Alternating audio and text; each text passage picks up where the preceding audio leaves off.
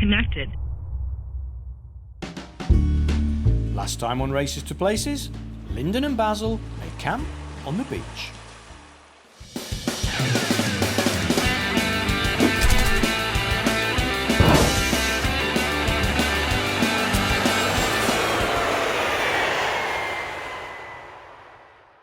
Today on Races to Places, we've arrived in Sepang, and just in time for the Formula One Grand Prix. Woohoo! Sepang! F1 Malaysia, let's do it!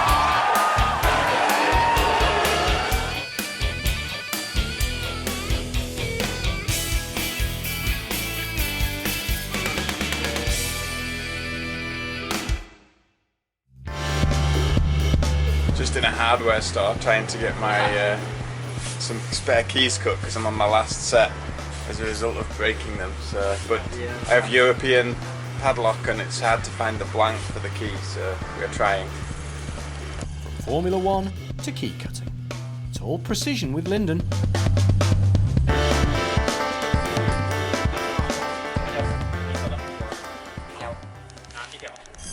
£3.50 to get 2 keys cut that they didn't even have the blanks for, so they just filed the complete key from pretty much a solid blank, key blank.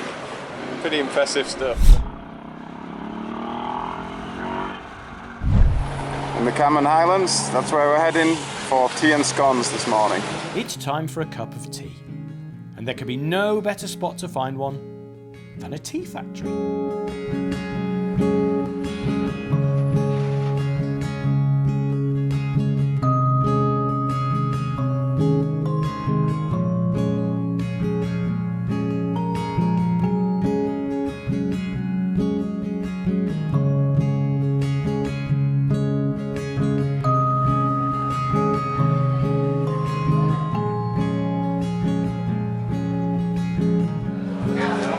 Well, it's not bad this morning, sitting in the tea plantations in the highlands of Malaysia for some breakfast. Got myself a tuna sandwich and a nice scone with cream and jam, and obviously the local favourite tea.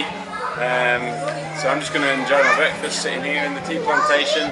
Before hitting the road, I'm going to head to the east coast of Malaysia today. Hopefully find some nice beaches. But it's been really nice up in the mountains. It's much cooler up here in the highlands of Malaysia than it is down in the coastal areas. So it's been a pleasure having a couple of days up here just to stay out of the hot weather. So about 30 in the day up here, whereas it's probably closer to 40 at the coastal areas. So significantly cooler up here and quite a bit more rain. So anyway, I'm going to enjoy my breakfast.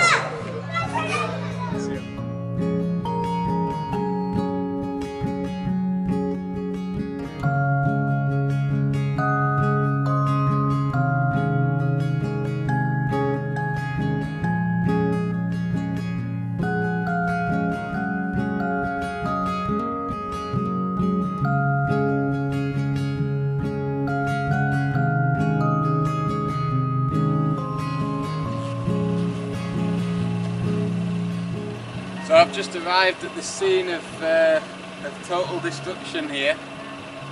Just coming down the main road heading north through the highlands towards the north side of Malaysia. And this is one of the main thoroughfares through the middle of Malaysia. And this huge bridge has been totally destroyed by floodwater just some weeks ago. The devastation is just massive. You can see the locals frantically trying to cross the river, only passable by individual. There's no boats big enough to take on the current or to carry my bike across, not even a scooter apparently, so there's no way to cross here. I mean, it's just unbelievable how the power of the water has just washed the entire bridge away. Huge concrete pillars, huge concrete sections of road just lying in the riverbed. Really quite sad for the locals. I imagine that it's going to be at least a year before this bridge is recovered to its former self. Unbelievable. Complete rebuild of the bridge required. You can see the locals working frantically trying to cobble something together to get the vehicles across the water. Tragic. Torrential rain has brought mayhem to this local town and is annihilating roadways. The road has completely disappeared. Look at this. Completely destroyed. Absolutely throwing it down. Proper like monsoon outside.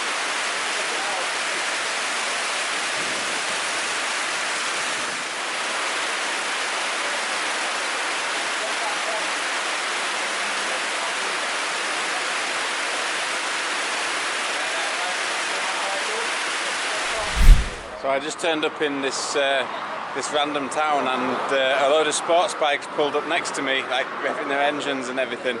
And I asked where I can go for something to eat and where to stay. And the guys invited me along, and here they all are. Crazy guys. Yes, very, very crazy. Hola, Trancano! Another truly stunning beach.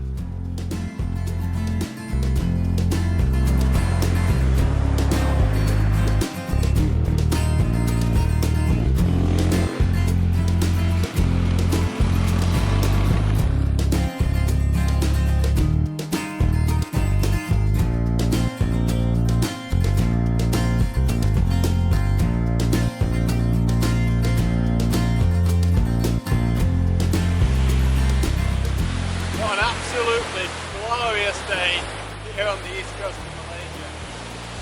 Not a cloud in the sky, the sun is shining, nice sea breeze, just amazing. Just riding all the way down the east coast, it's so nice. So many cool features like this old tree here, washed up on the beach, who knows where it's from. Really, really cool.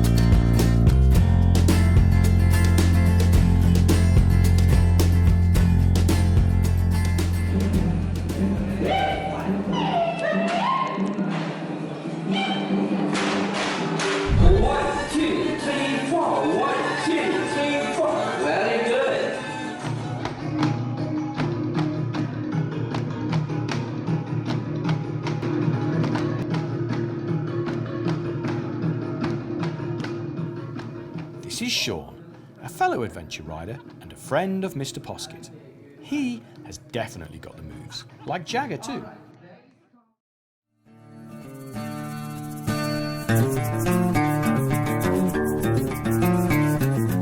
So I spent the last couple of days in Kuala Lumpur. It was a surprise chance really to meet up with a good friend of mine, Shaun, from the UK. He also sponsored me for the Dakar Rally and helped me get to the the Dakar Rally in 2013. He was over in Kuala Lumpur on business, so I rode over there to spend a couple of days with him. Little did we know that we'd end up in a cultural show doing some cultural dancing. The show was an experience, but I'm no dancer, and I thought I had 2 left feet, but I think Shaun might be even worse than me. What the Automobile Association are basically saying is that I have to go in person into the city centre in order to take some original paperwork, in order to get a permit to take my bike into Singapore. Now I've travelled 28 countries so far, and I've done 33 border crossings, and this is the most ridiculous thing I've ever heard. Like, such a modern world, they just can't get their act together and sort this out. I won't be taking the bike into Singapore. Instead, I'm going to leave the bike at the border town and I'm going to go across on foot.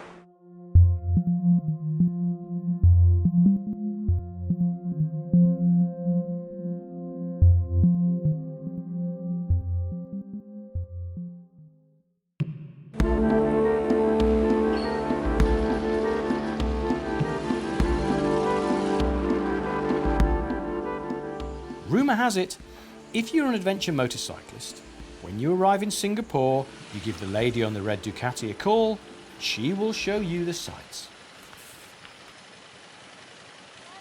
Hey! Hey, what up? Where are you headed to? Well, I'm trying to get into the town centre, but as you can see, my bike is outside of Singapore because I had some trouble with the transport authority to not get it in, so let's go. Oh, so how are you going to get around? I have no idea. I'm going to walk to the centre. How far is it? Walk? I don't think you can walk. Why don't you hop on? I'll Okay. take you for a ride. Cool, let's go. Okay.